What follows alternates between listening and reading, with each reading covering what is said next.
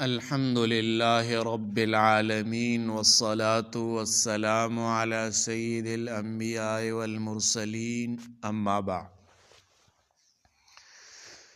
آج میں ایک اور اختلافی مسئلہ بیان کر رہا ہوں۔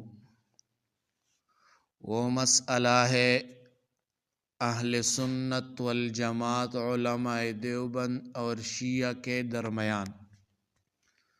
کون سا مسئلہ ہے؟ مسئلہ یہ ہے قرآن کے محفوظ ہونے کا مسئلہ۔ اس پر ہم تفصیلی دلائل پر مبنی اور باحوالہ گفتگو کریں گے، لیکن اس سے پہلے اگر آپ لوگ ہمارے چینل میں نئے ہو تو ہمارا چینل سبسکرائب کریں تاکہ یہ ویڈیو زیادہ سے زیادہ لوگوں تک پہنچ جائے، اور ہمارا جو چینل ہے اس میں لائیو آپشن کھل جائے۔ تو سب سے پہلے ہم اہل سنت والجماعت علماء دیوبند کا عقیدہ پیش کریں گے۔ اہل سنت والجماعت کا عقیدہ یہ ہے قرآن مکمل، محفوظ، غیر منسوخ، غیر مبدل، آج کی شکل میں وہی ہے جو نبی علیہ السلام پر نازل ہوا۔ اس میں ایک حرف کی بھی کمی بیشی نہیں ہوئی۔ یہ اہل سنت والجماعت کا عقیدہ ہے۔ اب ہم اس پر دلائل پیش کریں گے۔ اہل سنت کے دلائل قرآن کی حفاظت پر یہ ہے۔ نمبر 1، قرآن خود اپنی حفاظت کا اعلان کرتا ہے۔ دلیل نمبر 1، آیت نمبر 1، اِنَّا نَحْنُ نَزَّلْنَا الذِّكْرَ وَإِنَّا لَهُ لَحَافِظُونَ، سورۃ حجر میں یہ آیت موجود ہے۔ اس میں اللہ تعالیٰ کا ارشاد ہے، بے شک ہم نے ہی یہ ذکر یعنی قرآن اتارا ہے اور ہم ہی اس کے محافظ ہے۔ اس کی تشریح میں علماء دیوبند لکھتے ہیں اللہ نے خود حفاظت کی ذمہ داری لی ہے، اس لیے تحریف، کمی بیشی ممکن نہیں۔ اگر قرآن میں کمی یا تبدیلی ممکن ہو تو معاذ اللہ، اللہ اپنے وعدے میں خلاف ورزی کرتا ہے جو ناممکن ہے۔ دوسری دلیل، قرآن محفوظ ہے، قیامت تک باقی رہے گا۔ لا یأتیہ الباطل من بین یدیہ ولا من خلفہ۔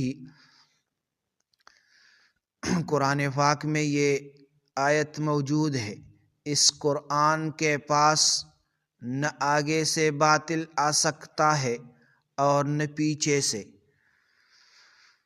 باطل، تحریف، کمی، اضافہ قیامت تک قرآن تک رسائی نہیں کر سکتا۔ باطل، تحریف میں کمی یا اضافہ قیامت تک قرآن تک رسائی نہیں کر سکتا۔ یہ نص قطعی ہے کہ قرآن ہمیشہ محفوظ رہے گا۔ تیسری دلیل، نبی علیہ السلام نے حجۃ الوداع میں فرمایا ترکت فیکم ما لن تضلوا بعدہ کتاب اللہ، صحیح مسلم کی حدیث ہے 2408۔ میں تمہارے درمیان اللہ کی کتاب چھوڑ کر جا رہا ہوں، تم کبھی گمراہ نہیں ہوں گے۔ اس سے علماء دیوبند استدلال کرتے ہیں اگر قرآن محفوظ نہ رہتا تو نبی علیہ السلام یہ نہیں فرما سکتے تھے کہ ہمیشہ کے لیے ہدایت کا ذریعہ ہے۔ چوتھا دلیل، صحابہ و تابعین کا اجماع ہے۔ تمام صحابہ، تابعین، ائمہ اربعہ اور تمام امت کا اجماع ہے کہ قرآن مکمل اپنی اصل حالت میں ہے۔ اجماع قطعی دلیل ہے کہ اجماع قطعی دلیل کے مقابلے میں کوئی روایت حجت نہیں ہے۔ پانچواں دلیل، قرآن کا سینوں میں محفوظ ہونا بھی دلیل ہے۔ لاکھوں حفاظ ہر زمانے میں موجود رہے، یہ تاریخی معجزہ تحریف کو ناممکن بناتا ہے۔ شیعہ کا عقیدہ کیا ہے؟ اب ہم شیعہ کا عقیدہ بیان کریں گے۔ شیعہ کا عقیدہ دو آرا ہیں۔ نمبر 1، اکثریتی شیعہ علماء موجودہ دور کا موقف یہ ہے کہ قرآن محفوظ اور مکمل ہے، لیکن اہم نقطہ یہ قول بعد کے زمانے میں اختیار کیا گیا ہے۔ یہ قول بعد کے زمانے میں اختیار کیا گیا ہے۔ پہلے دور کے بڑے شیعہ علماء کی کتابوں میں تحریف قرآن کے اقوال اور روایات موجود ہے۔ شیعہ کی کتب میں تحریف قرآن کی روایات حوالہ جات کے ساتھ موجود ہے۔ ہمارا مقصد تضلیل نہیں، صرف علمی حوالہ جات پیش کرنا ہے۔ نمبر 1، الکافی شیعہ کی معتبر ترین کتاب ہے۔ اس میں ہے سورۃ احزاب موجودہ مصحف سے کئی گنا بڑی تھی۔ الکافی جلد نمبر 2 598 نمبر صفحہ میں یہ لکھتے ہیں۔ دوسرا، قرآن سے بعض آیات حذف کر دی گئی۔ الکافی میں لکھا ہے جلد نمبر 1 239 نمبر صفحہ میں۔ نمبر 3، قرآن میں اہل بیت کے نام موجود تھے مگر نکال دیے گئے۔ الکافی میں یہ لکھا ہے جلد نمبر 1 صفحہ نمبر 186۔ یہ واضح طور پر تحریف کے دعوے ہیں۔ دوسری، تفسیر القمی شیعہ کی اولین تفاسیر میں سے ہے۔ شیخ علی ابن ابراہیم القمی کے مطابق اہل بیت سے منقول تحریف کی گئی روایات موجود ہے۔ تفسیر القمی جلد نمبر 1 صفحہ نمبر 10 اور جلد نمبر 1 صفحہ نمبر 36 میں یہ لکھا ہے۔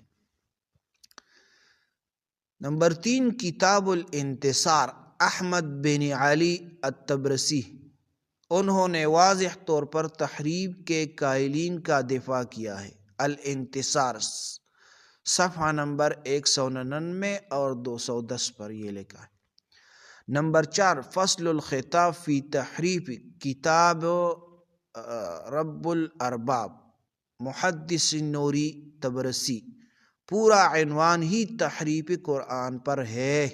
شیعہ محدث نے باقاعدہ کتاب لکھی کہ قرآن میں تحریف ہوئی ہے۔ اہل سنت علماء دیوبند کا قوی رد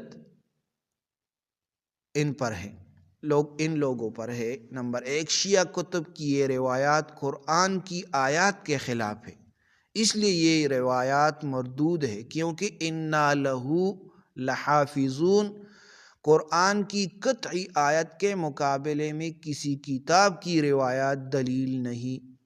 نمبر 2، اگر قرآن میں کمی ہوتی تو نبی علیہ السلام امت کو کتاب ہدایت کا امانت دار نہیں چھوڑ سکتے تھے۔ صحابہ کا اجماع کیسے ہوتا؟ ہزاروں حفاظ کیسے ایک جیسے قرآن کو محفوظ رکھتے؟ اس لیے تحریف کا دعویٰ عقلاً اور نقلاً ناممکن ہے۔ نمبر 3، شیعہ کتب کا خود اختلاف ہے اپنے درمیان۔ بعض علماء تحریف کے قائل ہیں، بعض منکر۔ اگر خود ان کی کتب میں اختلاف ہے تو ان کا قول حجت نہیں رہتا۔ اہل سنت والجماعت علماء دیوبند کے دلائل کا خلاصہ یہ ہے، قرآن نے اپنی حفاظت کی ذمہ داری خود لی، باطل کو قرآن سے دور رکھا گیا۔ نبی علیہ السلام نے قرآن کو امت کے لیے ہمیشہ کی ہدایت قرار دیا۔ صحابہ کا اجماع، سینوں میں محفوظ ہونا، دنیا بھر میں ایک ہی مذہب کا ہونا، شیعہ کتب کی تحریف والی روایات قرآن کی آیات کے خلاف لہذا باطل ہے۔ تو ہم نے یہ مسئلہ بیان کیا ہے، دونوں طرف کے دلائل ہے، تو یہ سن لیں اور دوسروں کے ساتھ شیئر کریں۔ جزاکم۔